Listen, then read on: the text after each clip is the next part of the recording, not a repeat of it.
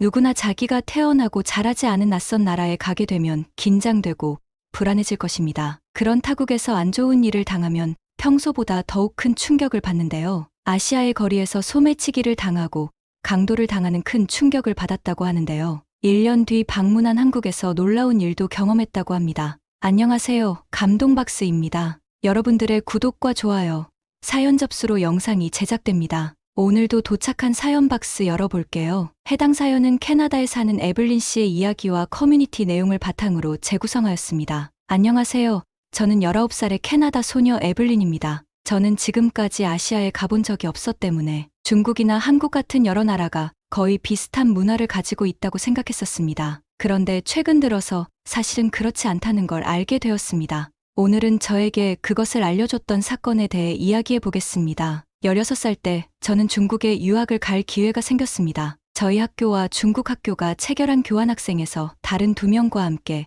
제가 선발된 것입니다. 미국과 함께 경제대국으로 우뚝 서고 있는 중국에 간다는 사실에 매우 기대하고 있었습니다. 중국에서의 첫 인상을 말해보자면 뭔가 이상한 나라라는 느낌이 들었습니다. 중국은 큰 빌딩이 있는 곳과 빌딩이 없는 곳의 차이가 엄청납니다. 도심은 이미지 그대로 많은 빌딩이 있고 젊은이들을 위한 쇼핑몰이 많이 있어 신세계였지만 조금만 벗어나면 음침하고 무서운 광경을 쉽게 볼 수 있어 충격적이었습니다. 평화로운 이미지가 강한 아시아에서도 빈부격차가 상당히 심각하다고 느꼈습니다. 도착한 첫날부터 저는 친구와 쇼핑을 갔는데 거기서 있었던 일들이 저희를 놀라게 했습니다. 쇼핑몰 안에는 너무 많은 사람이 있어 마음에 드는 옷을 손에 쥐기도 상당히 힘들었습니다. 겨우 손에 넣어 안심한 순간 조금 뒤에 온 중국인이 제가 잡은 옷을 꽉 쥐어 잡저는 놀라서 손을 놓쳐버렸습니다. 그랬더니 그녀는 말 없이 그 옷을 가져가 버렸습니다. 너무 황당하면서도 충격적이었습니다. 친구들도 똑같은 꼴을 당하고 뭐 이런 날도 있겠지 하며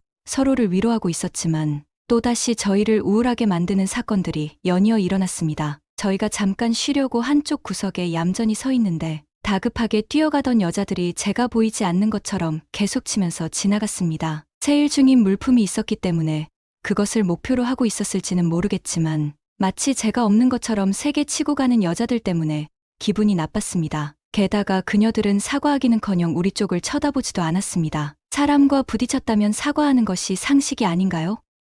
상대방은 저보다 분명 나이가 많았습니다. 그래서 쉽게 따지지도 못하고 속으로 분노를 삭혀야만 했습니다. 캐나다와 중국은 멀리 떨어져 있으니까 문화 차이에 당황하는 건 각오하고 있었습니다. 하지만 그 순간만큼은 좀처럼 납득이 가지 않았습니다. 마침내 마음에 드는 옷을 잡아들고 계산대로 향하는데 또 다른 지옥이 기다리고 있었습니다. 제가 보이지가 않는 건지 쉴 새 없이 끼어드는 여자들의 정신을 차릴 수가 없었고 제 친구는 기세에 눌려 결국 넘어지고야 말았습니다. 이 순간은 분노를 넘어 공포를 느끼기에 충분했습니다. 첫 인상이 이렇다 보니 중국에서의 생활을 즐길 수 없었습니다. 다음 주부터 다니기 시작한 학교 생활은 쇼핑몰에서 겪었던 경험의 연장선에 있었고 1년 동안은 솔직히 너무 힘들었습니다. 외국 친구가 생기거나 안 가본 곳을 가보는 건 좋았지만 솔직히 즐거운 추억보다는 거북한 기억이 더욱더 많았습니다. 그래서 캐나다로 돌아가는 날이 왔을 때에는 지긋지긋한 생활을 탈출할 수 있어서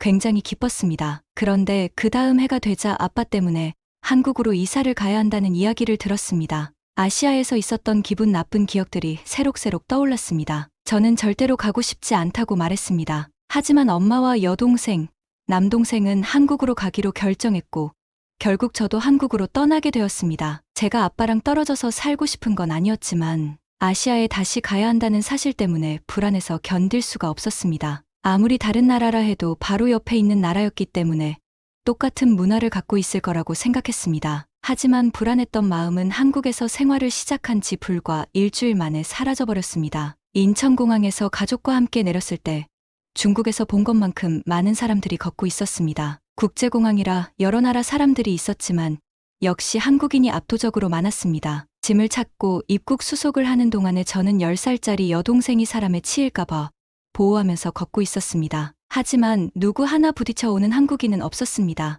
오늘은 운이 좋다고 생각했는데 다른 주위를 둘러봐도 부딪히고 있는 사람은 없었습니다. 많은 사람들이 있어 걷기가 힘들었는데도 다른 사람들과 부딪히지 않고 모두들 자세를 바꿔가며 조심스럽게 걷고 있었습니다. 한국인은 걷는 것을 잘하는 걸까?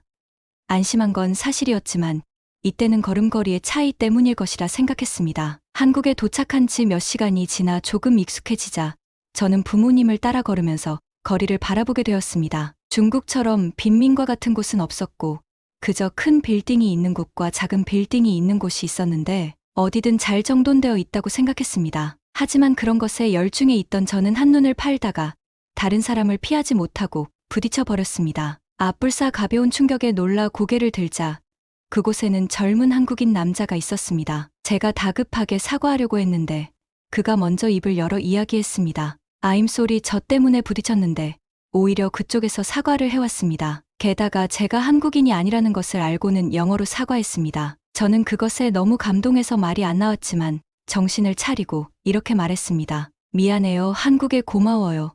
미안해요는 비행기 안에서 부모님께 배웠기 때문에 한국어로 이야기할 수 있었습니다. 그러자 그는 부드러운 표정으로 인사를 하고는 떠났습니다. 이 시점에서 저는 한국은 중국과 다를지도 모른다는 의심을 하게 했습니다. 왜냐하면 제가 작년에 머물렀던 중국이라면 저 때문에 부딪혔기 때문에 저를 째려보고 짜증을 내면서 지나갔을 것이기 때문입니다. 한국에서는 그 뒤로도 특별히 기분이 나빠질 만한 사건이 일어나지 않았습니다. 학교에 다니기 전이라 별로 사람들을 만날 일이 없었던 것도 있지만 한국을 방문하기 전에 상상했던 것보다는 훨씬 편안하게 지낼 수 있었습니다. 그리고 한국에 머문 지 딱 일주일 되던 어느 날이었습니다. 저는 막내 동생과 함께 근처의 편의점에 갔습니다. 날씨가 더워서 아이스크림을 먹고 싶다는 단순한 이유 때문이었습니다. 그날은 특히나 너무 더웠는데 사람들도 그렇게 생각을 하는지 그 편의점에 들어서자 아이스크림과 음료수를 들고 있는 사람들이 계산대에 길게 줄을 서 있었습니다. 다행히 편의점 안은 냉방이 잘 되어 있어서 저와 동생은 느긋하게 줄을 서서 기다리기로 했습니다. 그런데 저희 앞에 한 명의 손님만을 남겨놓고 있을 때 어디선가 다가온 남자 손님이 저희 앞으로 슬그머니 새치기를 하며 끼어들었습니다. 굉장히 놀랐지만 무서운 마음에 저는 아무 말도 하지 못했습니다. 그건 동생도 마찬가지인 듯 보였습니다. 원래 앞에 있는 손님의 계산이 끝나면 다음 차례는 저희의 몫이었지만 새치기 때문에 조금 더 기다려야만 했습니다. 앞에 계산이 끝나자 새치기를 한 남자는 카운터 위에 자신의 물건을 올려놨습니다. 그러자 한국인 점원이 놀라운 행동을 취했습니다. 빨리 오신 분부터 먼저 계산해 드릴게요. 그는 분명히 저와 동생을 바라보며 계산을 먼저 해주겠다고 했습니다. 새치기를 했던 남자가 무언가 언짢다는 듯이 이야기를 하기 시작했습니다. 언어의 느낌상 토종 한국인은 아닌 것처럼 느껴졌습니다. 그래서 한국인 점원은 영어를 쓰고 말했습니다. 계산하시려면 줄의 맨 끝으로 이동하셔서 기다려주세요. 새치기에 실패한 남자는 정말로 분한 듯 보였습니다. 그리고 편의점 직원은 저희를 보더니